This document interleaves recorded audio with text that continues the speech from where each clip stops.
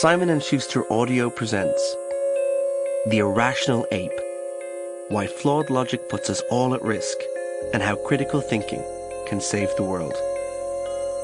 By David Robert Rhymes. Read by the author.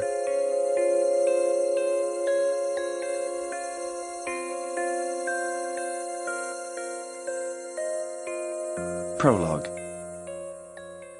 As heroes go, Stanislav Petrov is hardly a household name. It does not leap from our lips, nor does it adorn monuments. Yet every one of us alive probably owe our existence to this obscure Russian. Why? Well, on the 26th of September 1983, Petrov was a lieutenant colonel in the Soviet Air Defense Forces. He was serving as the chief officer on duty at Seprukov 15, a bunker just outside Moscow. This facility was home to OKO, the Soviet missile early warning system, Russia's eye on its enemy. These were fraught times.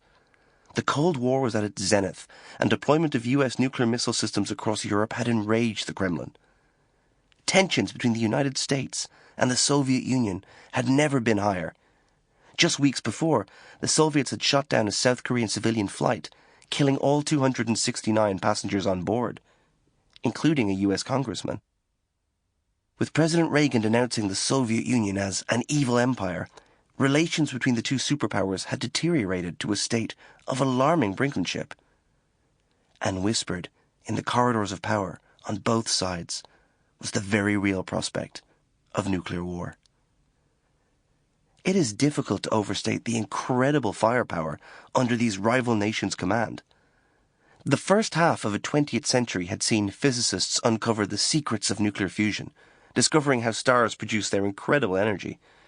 Over subsequent decades, both the USA and USSR had spent vast fortunes exploiting this, not for the betterment of humankind, but to craft nuclear arsenals capable of obliterating whole cities. With such dreadful firepower, there could be no victors, only survivors. Against this backdrop, alarms at Seprukov 15 began their mournful September wail, signaling that 5 American missiles were inbound. The unthinkable had become reality. Nuclear war was imminent. Stanislav Petrov had long drilled for such an occasion, and his instructions were clear. It was his duty to inform his superiors that war had begun. Their response would be inevitable. The Russians, too, would unleash a volley of nuclear warheads. The Soviet... Sample complete. Ready to continue?